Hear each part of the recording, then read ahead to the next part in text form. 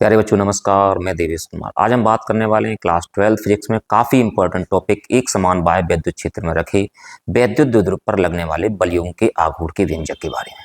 काफ़ी इंपॉर्टेंट है, वीडियो में आप अंत तक बने रहिएगा। पहले समझते हैं इसका फिगर, फिर हम समझाते हैं आपको।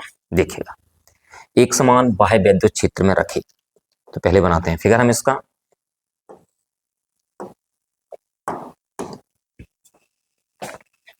मैं मान लेता हूं कि ये हमारे पास वैद्युत क्षेत्र की कंडीशन है।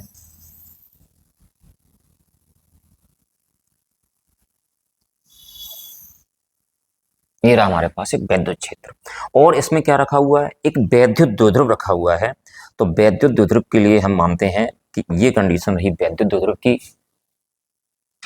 ये एक वैद्युत द्विध्रुव रखा हुआ है। वैद्युत द्विध्रुव क्या होता है? एक ऐसा निकाय जिसमें दो बराबर परंतु विपरीत आवेश एक दूसरे से अल्प दूरी पर स्थित होते हैं, क्या कहलाता है? वैद्युत द्विध्रुव कहलाता है। तो यहां हम मान लेते हैं कि यहाँ पे जो आवेश है वो माइनस क्यू है, और यहाँ पे आवेश कितना है? प्लस क्यू है। तो यहाँ आवेश कितना रहा हमारे पास? माइनस क्यू, और यहाँ आवेश कितना रहा? Plus Q.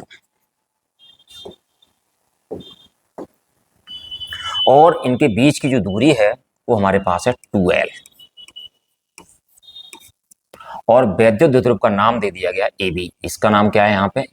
ये हमारे पास पॉइंट A रहा, और ये पॉइंट हमारे पास कौन सा रहा? B। तो क्या रहा कि हमारे पास एक वैद्युत द्विध्रुव AB जो कि माइनस क्यू व प्लस क्यू आवेशों से मिलकर बना हुआ है। दोनों आवेशों के बीच की दूरी कितनी है? 2L है, और वैद्युत क्षेत्र की दिशा से थीटा कोण बना रहा है। कितना कोण बना रहा है? थीटा कोण बना रहा है। और ये इस डायरेक्शन में हमारे पास क्या है? वैद्युत क्षेत्र है।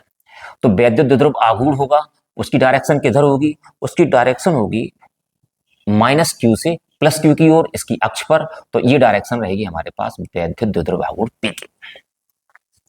अब बात करते हैं इस पर लगने वाले बल कैसे काम करेंगे। जो आवेश प्लस क्यू पर जो बल काम करेगा वो वैद्युत क्षेत्र की दिशा में काम करेगा। तो ये बल किस तरफ चला जाएगा? ये बल चला जाएगा F, इस तरफ चला जाएगा। और जो आवेश माइनस क्यू पर बल काम करेगा वो वैद्युत क्षेत्र की विपरीत दिशा में काम करेगा। दोनों बल आपस में कैसे होंगे? बराबर होंगे, समांतर होंगे, परंतु दिशा कैसी होगी? विपरीत होगी। तो हमारे पास ये बल कौन सा रहा? ये बल रहा हमारे पास F, और ये बल रहा हमारे पास F। तो ये किसका निर्माण कर रहे हैं? ये बलयुग का निर्माण कर रहे हैं। बलयुग का मतलब एक बल इसको इस तरफ घुमा रहा है, एक बल इसको इस तरफ घुमा रहा है। दोनों परस्पर कैसे हैं? समांतर हैं, परिमाण में बराबर हैं, परंतु दिशाएं कैसी हैं? विपरीत हैं। तो हमें क्या निकालना है? यहाँ पे निकालना है बलयुग्म का आघूर्ण। बलयुग्म का आघूर्ण क्या होता है? कोई एक बल तथा दोनों बलों के बीच की लंबवत दूरी। अब ये दूरी लंबवत तो है नहीं, तो लंबवत दूरी के लिए हम क्या करते हैं?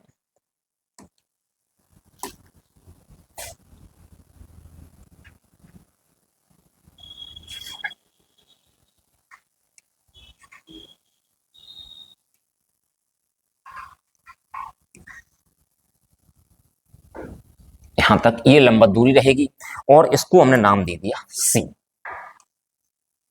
नाम दे दिया। अच्छा, ये एंगल थीटा है, तो ये एंगल हमारे पास कितना होगा? ये एंगल भी हमारे पास थीटा होगा। तो अब हम क्या करेंगे? समकोण त्रिभुज किसमें चले जाएंगे? समकोण त्रिभुज चले जाएंगे। समकोण त्रिभुज ACB में। तो हमारे पास साइन थीटा बराबर कितना हो जाएगा? साइन थीटा बराबर हो जाएगा लंब बटे कर्ण VC बटे कर्ण। कितना रहेगा हमारे पास? AB।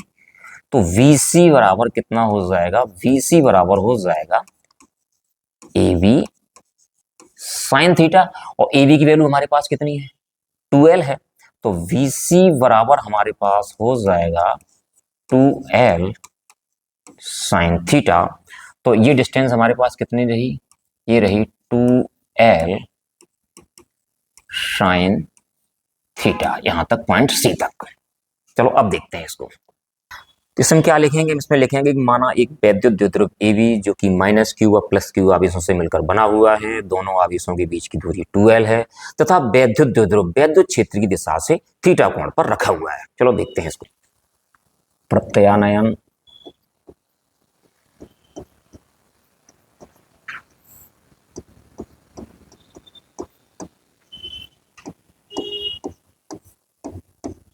बलयुग्म का आघूर्ण। इसको टाउ से लिखते हैं। टाउ बराबर क्या रहेगा, एक बल गुणा दोनों बलों के बीच की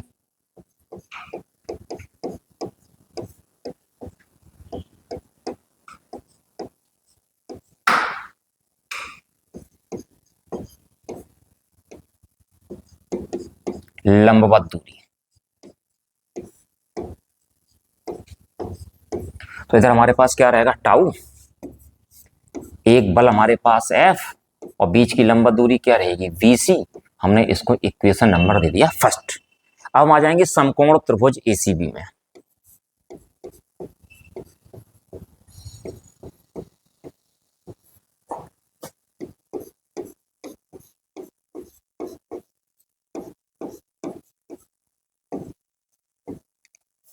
क्या रहेगा, हम साइन थीटा निकालेंगे। साइन थीटा, लंब बटे कर्ण, लंब कितना हमारे पास BC, कर्ण कितना हमारे पास AB। साइन थीटा बराबर BC बटे AB। तो VC बराबर कितना हो जाएगा हमारे पास, यहां से हो जाएगा BC बराबर AB साइन थीटा। अगर यहां से AB की वैल्यू देखी जाए, AB की वैल्यू कितनी है हमारे पास, 2L है। तो VC बराबर कितना हो जाएगा, 2L साइन थीटा। ये वैल्यू किस में रख दी जाएगी, समीकरण नंबर 1 में रख दी जाएगी। हम यहां लिखते हैं put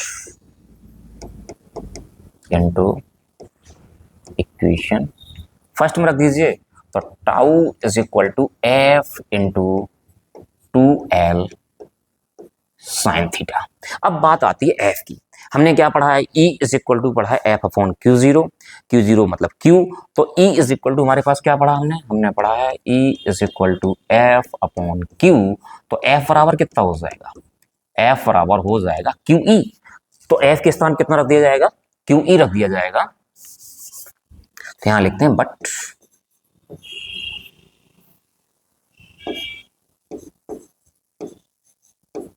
F is equal to QE।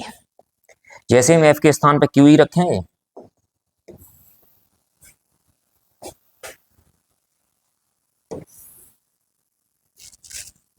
तो कितना हो जाएगा, tau is equal to QE into 2L sine theta. तो tau is equal to 2QL और E साइन थीटा।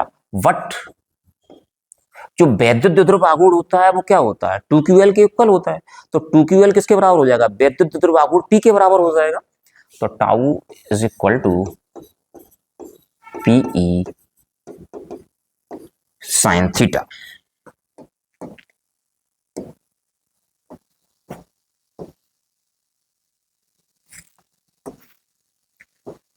तो टाउ इज इक्वल टू क्या रहा हमारे पास, PE साइन थीटा रहा। अब हम इसका देखते हैं सदिश रूप।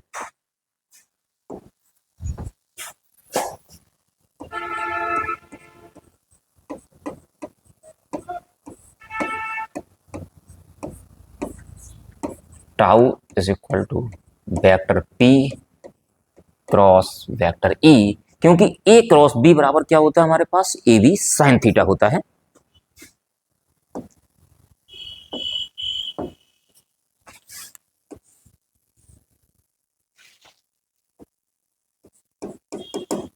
तो ये रहा हमारे पास इसका सदिश रूप। अब देखते हैं स्पेशल केस।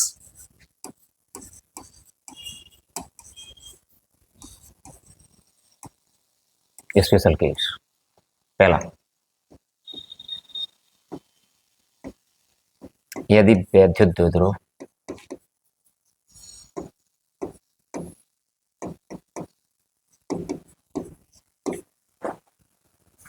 वैद्युत क्षेत्र के समांतर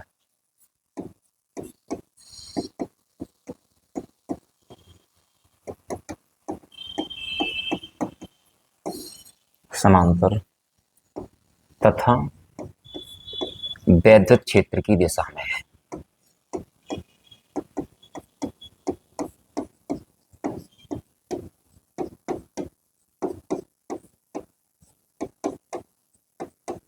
यदि वैद्युत द्विध्रुव वैद्युत क्षेत्र के समांतर तथा वैद्युत क्षेत्र की दिशा में है तो यहाँ एंगल हमारे पास कितना हो जाएगा, द्विध्रुव इस दिशा में है तो हमारे पास थीटा कितना हो जाएगा, 0 हो जाएगा। तो थीटा 0 होने का मतलब तब थीटा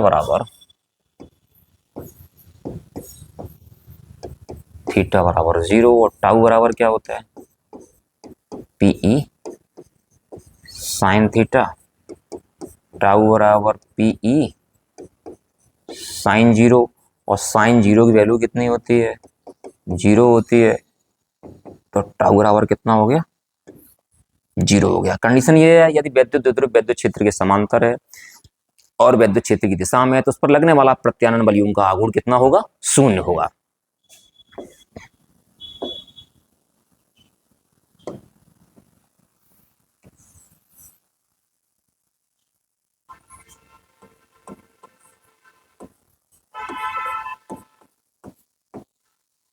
यदि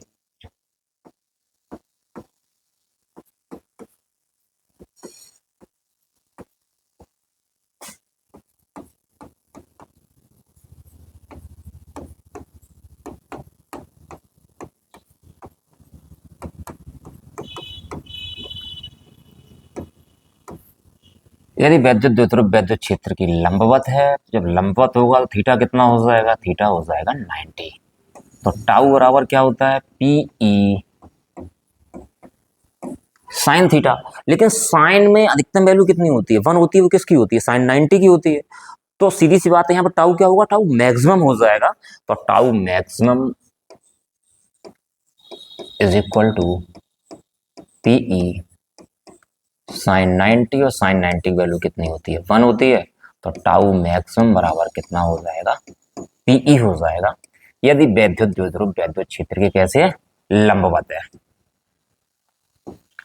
इसके बाद आती है थर्ड कंडीशन। इसमें क्या था, वैद्युत द्विध्रुव वैद्युत क्षेत्र के समांतर था, वैद्युत क्षेत्र की दिशा में था। अब की बार कंडीशन आएगी यदि वैद्युत द्विध्रुव वैद्युत क्षेत्र के समांतर तो है परंतु वैद्युत क्षेत्र की विपरीत दिशा में है। यदि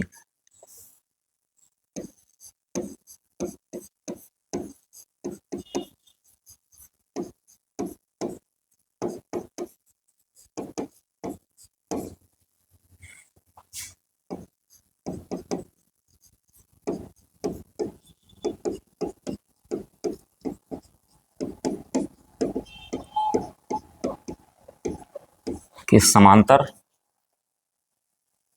परंतु विपरीत दिशा में है,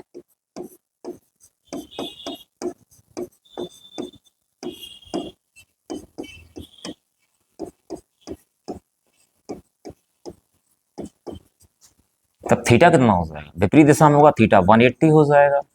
तो टाउ इज इक्वल टू क्या होता है, PE sine theta, tau is equal to PE sine 180, और साइन 180 की वैल्यू कितनी होती है, 0 होती है। तो टाउ इज इक्वल टू